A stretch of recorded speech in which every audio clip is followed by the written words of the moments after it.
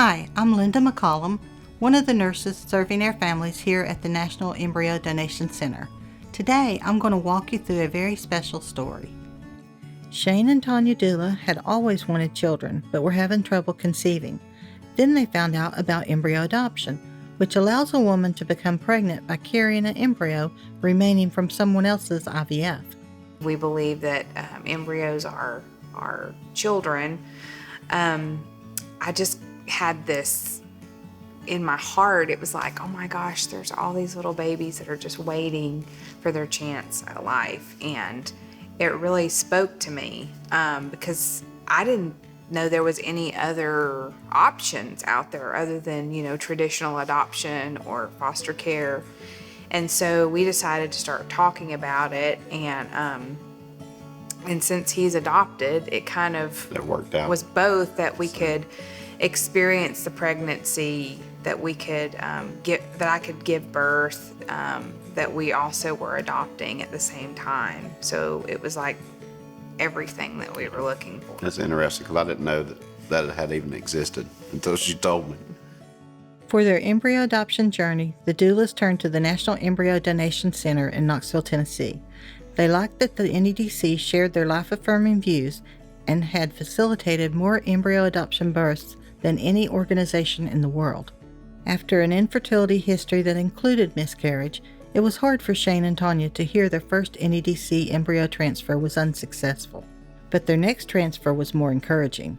Twins. Though one of the twins failed to mature, the other, a baby girl, was progressing well. We made it to 12 weeks. We actually made it to about 14 weeks before I even told my parents, and everything was looking fine, everything was good, and we announced it to them. Of course, they were, ecstatic. They couldn't believe it.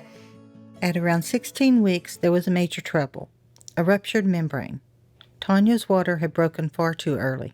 And they did another ultrasound, and they said that's probably what this is amniotic fluid that you're feeling. And the chance of survival is extremely low, especially right now at 16 weeks.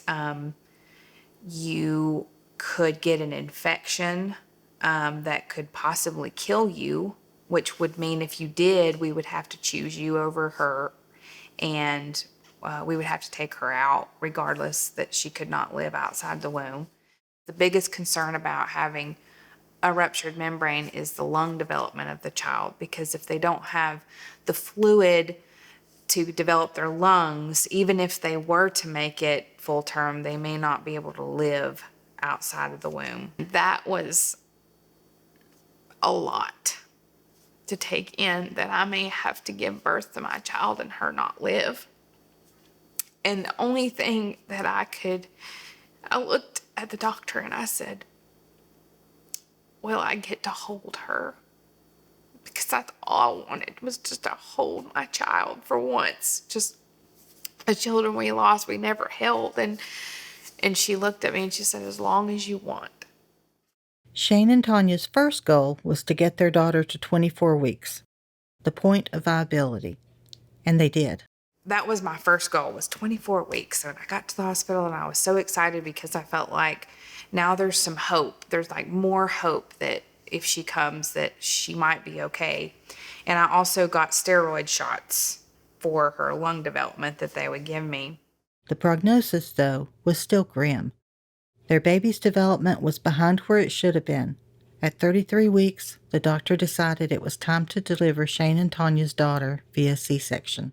The doctor said that when they did the ultrasound, they saw that one side of her heart was more enlarged than the other, which means that it was having to work harder than it needed to.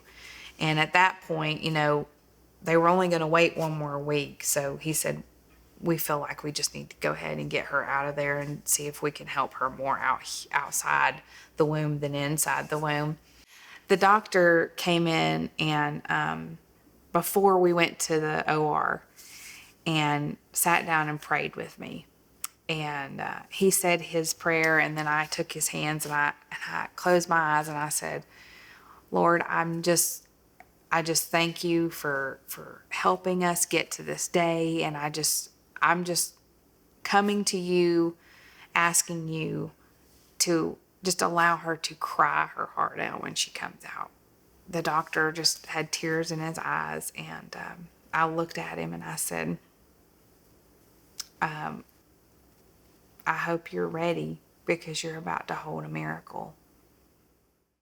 On Tuesday, November 24th, 2020, Raylen Grace Dula touched the outside world, and God answered Tanya's prayer in the way she was hoping. She was crying. The first thing she does, they did not suction, they did not do anything. Literally, right when she came out, she was crying. And then I was crying louder than she was. And then she would cry. And then I would cry. Little Raylen's fight for life was just beginning and did not look promising. It's Mommy. I love you, sweetie. You're so strong. I love you. I love you so much. Be so strong. Daddy's gonna go with you. I'll be there soon. Okay, sweet honey. Love you. You come over here, Daddy. God's good. Doctors whisked Raylen away to NICU and soon told Shane there was some hard facts to face. The first conversation I had with the doctor after the baby being born was the doctor telling me that she probably was not going to survive. So for a couple hours I was up there, and they were still doing things with her, and I was having the conversations of, what do you guys want to do if this happens, and everything. And I told them, like, hey, we're not going to tell Mom any of this right now, because when she comes up here, I just want her to see her baby and not be thinking about her baby not making it. And so they brought her up there, and of course Tanya could see that she was just about any machine a baby could be on, she was on it. The very next day, the doctors prepared Shane and Tanya for the worst. The doctor had told me, like, she's absolutely not making it through the night. Like, tonight's going to be it. And brought Tanya up there to see her, and I just felt like she knew, like, something was going to happen. She's got 6 pumps going on. I mean, she's got every wire on her, and I couldn't even hold her. I literally only could touch her with a finger and leave it still. That's all I could do. And it just hurt my heart so much to see her in that condition. I couldn't hardly stay up there. It was getting late. Shane and Tanya went back to their hospital room to rest. Tanya, exhausted, managed to fall asleep. But Shane was restless and decided to walk back to the NICU to spend time with his daughter. What he saw when he got there was his and Tanya's worst nightmare playing out. Everything had broke loose. I couldn't even see the baby because there was doctors, there was, every nurse, every person that was there just working on her. And the head nurse there saw me, and she screamed at me. She's like, "Where is Mom at?" I'm like, "Well, she's downstairs." So in the time that it took me to ride the elevator upstairs, our baby had crashed. She just wasn't going to make it for I the had baby. been praying, because when they came in and said, "Honey, we got to take you upstairs," I told the nurses, "Please don't do this to me," because I knew what that meant. I could see her stats on the screen and everything, and they just kept plummeting and going down, and it was almost at some point like you could just see in the doctors and the nurses, like, we can't do anything else. This is it. And at about that point, Tanya started to pray out loud. And so the whole way when he was pushing me, I couldn't even open my eyes. I was just, "Dear God, please help." I mean, I was just screaming it out. So when she started praying, her stats started to come back up, and it just completely shocked everybody. I mean, they still weren't the best at all, but it got them to a point where they could do a little bit more work to stabilize her. And while they were doing that, she was still, of course, she's still on the ventilator.